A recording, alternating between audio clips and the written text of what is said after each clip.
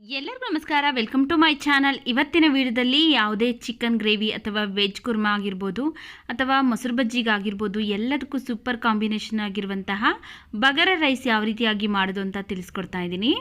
First ಒಂದು ಬಟ್ಲಿಗೆ ನಾನು ಈ ಕಪ್ಪಲ್ಲಿ 1 ಕಪ್ಪು ನಾರ್ಮಲಾಗಿ ಊಟಕ್ಕೆ ಬಳಸುವಂತಹ ಸೋನಾ ಮಸೂರಿ ಅಕ್ಕಿನ ಹಾಕ್ಕೊಂಡು ಒಂದೆರಡು ಸರಿ ಚೆನ್ನಾಗಿ ತೊಳ್ಕೊಂಬಂದಿದ್ದೀನಿ ನೋಡಿ. ಈಗ ಇದಕ್ಕೆ ಮುಳುಗುವಷ್ಟು ನೀರನ್ನು ಹಾಕಿ ಒಂದು 10 ರಿಂದ 15 ನಿಮಿಷ ನೆನೆಸ್ಕೊಳ್ತಾ ಇದ್ದೀನಿ. ನಾವು ಒಗ್ಗರಣೆ ಹಾಕೋವರೆಗೂ ನೆಂದರೆ ಸಾಕಾಗುತ್ತೆ. ಈಗ ಇದನ್ನು ಸೈಡ್ಗೆ ಇಟ್ಟು ಫಸ್ಟು ಒಂದು ಕುಕ್ಕರ್ಗೆ ನಾನಿಲ್ಲಿ 2 ಟೇಬಲ್ ಸ್ಪೂನ್ ಆಗೋಷ್ಟು ಎಣ್ಣೆ ಹಾಕ್ಕೊಳ್ತಾ ಇದ್ದೀನಿ. ಹಾಗೆಯೇ 1 ಟೇಬಲ್ ಸ್ಪೂನ್ ಆಗೋಷ್ಟು ತುಪ್ಪ ಹಾಕ್ಕೊಳ್ತಾ ಇದ್ದೀನಿ. ತುಪ್ಪ ಮತ್ತು ಎಣ್ಣೆ ಎಲ್ಲ ಚೆನ್ನಾಗಿ ಬಿಸಿ ಆದಮೇಲೆ ನಾವಿಲ್ಲಿ ಒಂದು ಪಲಾವ್ ಎಲೆ, ಸ್ವಲ್ಪ ಕಾಳುಮೆಣಸು, ಚಕ್ಕೆ, ಲವಂಗ, ಸೋಂಪು, ಏಲಕ್ಕಿ, ಅನಾನಸುವ, ಜಾಪತ್ರೆ ಇವಿಷ್ಟನ್ನು ಹಾಕ್ಕೊಂಡು ಚೆನ್ನಾಗಿ ಫ್ರೈ ಮಾಡ್ಕೊಳ್ತಾ ಇದ್ದೀನಿ. ಎಲ್ಲವೂ ಸಹ ಸ್ವಲ್ಪ ಸ್ವಲ್ಪ ಹಾಕ್ಕೊಳ್ಳಿ.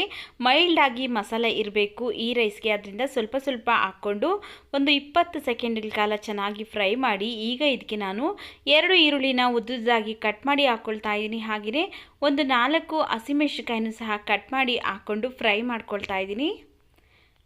ಮಾಡೋದಕ್ಕೆ ತುಂಬ ಸಿಂಪಲ್ಲು, ಆದರೆ ಸಖತ್ ರುಚಿಯಾಗಿರುತ್ತೆ. ನೀವು ಯಾವುದೇ ಗ್ರೇವಿ ಜೊತೆ ಸಹ ಸರ್ವ್ ಮಾಡ್ಬೋದು. ಹಾಗೆಯೇ ಇದಕ್ಕೆ ಈರುಳ್ಳಿ ಎಲ್ಲ ಚೆನ್ನಾಗಿ ಫ್ರೈ ಆದಮೇಲೆ 1 ಸ್ಪೂನ್ ಆಗೋಷ್ಟು ಶುಂಠಿ ಬೆಳ್ಳುಳ್ಳಿ ಪೇಸ್ಟ್ನ ಹಾಕ್ಕೊಂಡು ಶುಂಠಿ ಬೆಳ್ಳುಳ್ಳಿ ಪೇಸ್ಟಲ್ಲಿರುವಂತಹ ಹಸಿ ಸ್ಮೆಲ್ಲೆಲ್ಲ ಹೋಗಬೇಕು ಅಷ್ಟು ಫ್ರೈ ಮಾಡ್ಕೊಳ್ತಾ ಇದ್ದೀನಿ. ಆಂಧ್ರದಲ್ಲೆಲ್ಲ ತುಂಬ ಫೇಮಸ್ಸು ಈ ಬಗಾರ ರೈಸು. ಯಾವುದೇ ಫಂಕ್ಷನಲ್ಲಾದರೂ ಸಹ ಮಾಡೇ ಮಾಡ್ತಾರೆ.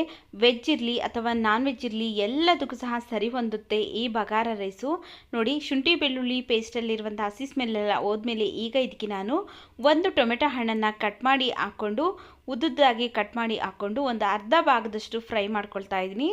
ಸಾಫ್ಟಾಗಿ ಬೇಯಿಸಬೇಕು ಅಂತ ಏನಿಲ್ಲ. ಈ ಟೊಮೆಟೊನ ಒಂದು ಅರ್ಧ ಭಾಗದಷ್ಟು ಫ್ರೈ ಮಾಡಿಕೊಂಡು ಈಗ ಇದಕ್ಕೆ ನಾನು ಒಂದು ಸ್ವಲ್ಪ ಸಣ್ಣದಾಗಿ ಕಟ್ ಮಾಡಿರುವಂತಹ ಕೊತ್ತಂಬರಿ ಸೊಪ್ಪು ಹಾಗೆಯೇ ಸ್ವಲ್ಪ ಪುದೀನ ಸೊಪ್ಪನ್ನು ಹಾಕ್ಕೊಂಡು ಚೆನ್ನಾಗಿ ಫ್ರೈ ಮಾಡ್ಕೊಳ್ತಾ ಇದ್ದೀನಿ. ನೋಡಿ, ಇಷ್ಟೇ ಸಾಮಗ್ರಿಗಳು. ನಾವು ಯಾವುದೇ ಗರಂ ಮಸಾಲ ಅಥವಾ ಬಿರಿಯಾನಿ ಮಸಾಲ ಮತ್ತು ಯಾವುದೇ ಮಸಾಲನ್ನು ಸಹ ಸೇರಿಸೋದಿಲ್ಲ. ಚೆನ್ನಾಗಿ ಫ್ರೈ ಮಾಡಿ ನಾನಿಲ್ಲಿ 1 ಗ್ಲಾಸ್ ಅಕ್ಕಿಗೆ 2 ಗ್ಲಾಸ್ ನೀರನ್ನು ಸೇರಿಸ್ಕೊಳ್ತಾ ಇದ್ದೀನಿ. ಹಾಗೆಯೇ ನೀರನ್ನು ಸೇರಿಸ್ಕೊಂಡು ರುಚಿಗೆ ತಕ್ಕಷ್ಟು ಉಪ್ಪನ್ನು ಹಾಕ್ಕೊಂಡು ಮಿಕ್ಸ್ ಮಾಡ್ಕೊಳ್ತಾ ಇದ್ದೀನಿ. ಸಾರಿ ಸ್ನೇಹಿತರೆ, ನಾನಿಲ್ಲಿ ಉಪ್ಪು ಹಾಕಿರುವಂಥ ಕ್ಲಿಪ್ ಮಿಸ್ ಆಗಿದೆ.